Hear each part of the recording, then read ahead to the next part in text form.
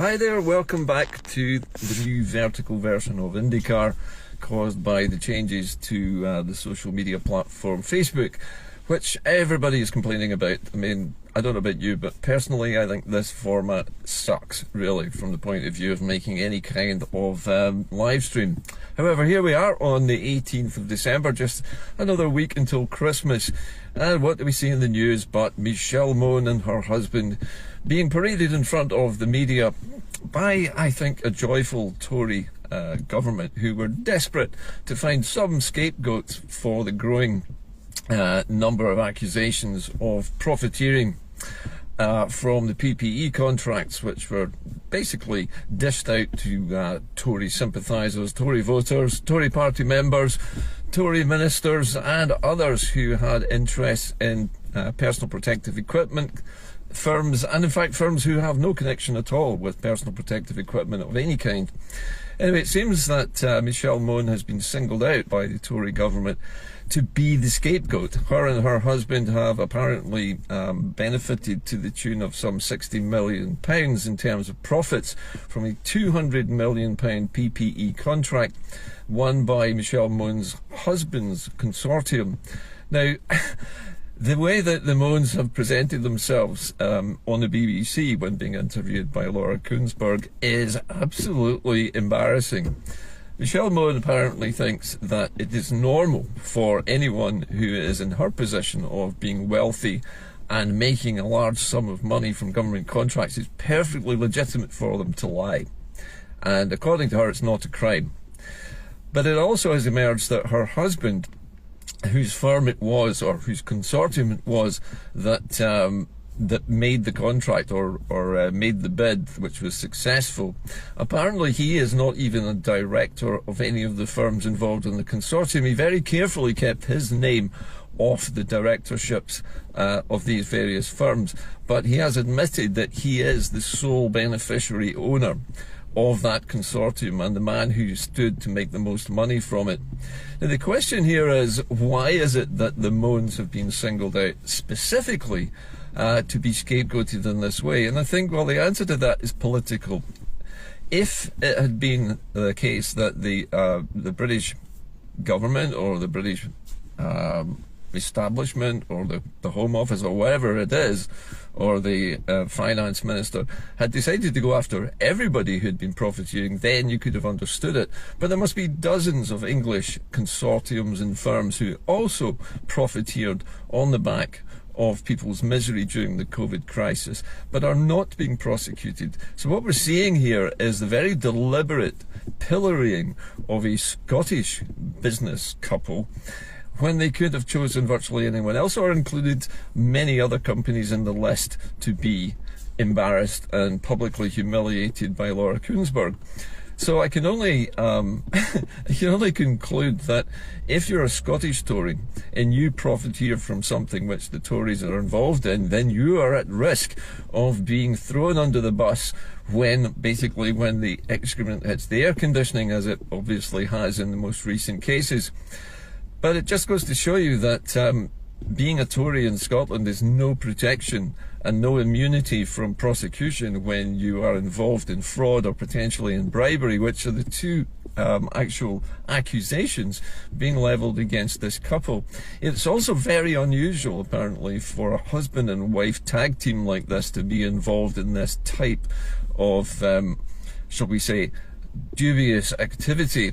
But it's interesting that it's Michelle Mone and her husband who've been singled out, as I've said, and it looks to me as though being a Scottish Tory supporter, Tory voter or whatever is no protection whatsoever, even though Michelle Mone has apparently left the party since all this came to light. So it's a sad case of, if you're a Scottish business person and you're caught with your hands in the till in a big Tory scandal like this, where many other Tory supporting people or ministers or prominent figures are involved in the same profiteering, then it is you who are going to carry the can for it, and not all of these other companies based south of the border. Moving along to some good news now, and it's been revealed that the Scottish renewable energy industry is absolutely blossoming. And on the back of that, it is expected that the amount of renewable electricity generated by the Scottish sector is going to more than double over the next 10 years. In fact, looking at the projected amount of renewable energy that will be required south of the border, it could go as much as 3 or 4 times the level it's at now. And all of that has produced a jobs bonanza here in Scotland for the renewable sector. So it's a very good news story for Scotland's wind energy companies. But on the other hand, they are still grossly disadvantaged by the gerrymandered and heavily skewed system of tariffs which have to be paid by energy generators in Scotland if they want to export their energy south of the border. So it's still a very biased and I would say heavily disadvantageous situation for these companies to be in, despite the fact that they are basically bailing the English energy system out of a severe shortage, and a shortage which is going to get worse rather than better over the next 10 years. Now, talking of shortages brings me to another piece of news I noticed today, and that another story which was carried actually by the BBC's website this morning about the Welsh NHS. And apparently in North Wales, emergency ambulance teams are so hard pressed and so overworked, and there are so many delays, that many emergency crews arriving on the scene, or even not being able to arrive on the scene, are forced, or other people are forced, to in fact order taxis to take seriously ill people to hospital, including heart attack and suspected stroke victims, whose ambulances sometimes will not arrive for more than 45 minutes or even longer. Now, the reason behind this is apparently because emergency crews are being delayed outside hospitals. So ambulances are queued up outside North Wales hospitals, not because the hospitals themselves cannot deal with the emergencies themselves, but simply because they cannot discharge particularly elderly patients, who are the type of people who tend to suffer from heart attacks and strokes, from actually being discharged back to their own homes or into care, simply because cuts in the English NHS have actually cut down the number of social care places available for those patients. So basically, what I'm saying here is that the Welsh NHS is being affected by the massive cuts in the NHS budget being imposed by the English government upon Wales, which has unfortunately really got no devolved powers at all when it comes to the NHS. Just as well then that Scotland does have its own reserved powers on its own NHS and can choose how to target particular areas of need. Now, that's not to say that the Scottish NHS is not underfunded, because it also is underfunded, but it's underfunded in a different way. As you know, we have a thing called the Barnett formula, which is supposed to give Scotland approximately something like 8.6% of the spending that England spends in its, shall we say, its, what would you say, its normal day-to-day running of the country. So if there's a cut in the English NHS budget, then it's reflected in the Barnett formula, and that means less money for the Scottish government to devote to the health service, which means they have to take it from somewhere else in order to target it at things like ambulance waiting times.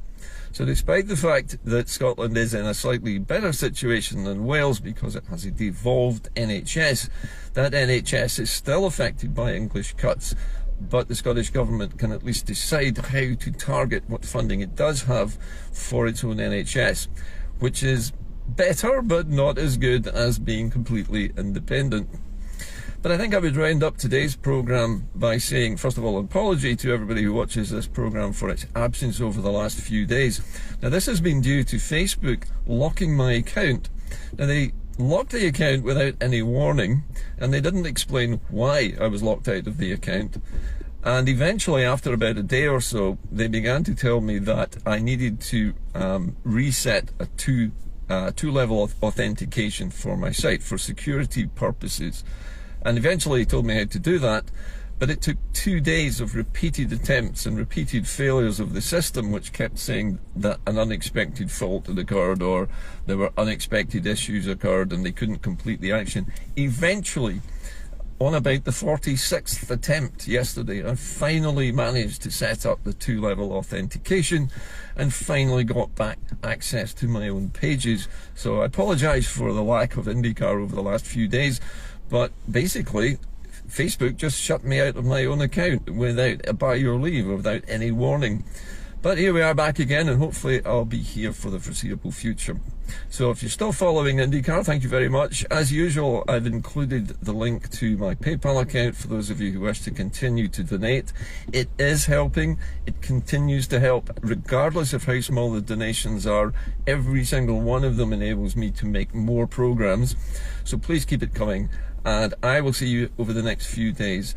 Personally, I would like to see Facebook finally agree with everybody who has complained about this new vertical format that it's time we got back to the landscape format, particularly for regular live streams such as this one, which are filmed static in studios or cars like this. This is not the format for any kind of regular broadcast. It just looks silly. It might be okay if you're running about with your phone and you see something happening and you want to take a quick video of it, but as far as broadcasting is concerned and live streaming, this format is utter pants. And it's time that Facebook listened to people like myself and other bloggers and video live streamers and got back to what Facebook was originally intended to do, which is to allow live streaming to happen and to look as though it's being done professionally. Anyway, that's it from IndyCar today. As usual, I'd like you to keep the faith, and remember that Scotland will become independent eventually, but it will only become independent if you and I keep fighting for it and don't lose hope, because although independence might seem a long way away, remember that we have another referendum. We have another general election next year for the English Parliament, and if we get a seat majority in that, that really should enable the Scottish Parliament to take back its full powers so that we can have a vote on independence ourselves at some point. I think there are lots of different views on how to use the next general election, but even if we win a seat majority, which I expect we will do, it's still going to take us until the next general election in Holyrood before we can do something with that. And I think it's also time that the politicians who run Scotland, of all parties, stopped fighting amongst themselves and started to think about how best to use the opportunity of the 2026 Holyrood election if the general election next year turns out to be a bit of a damp squib.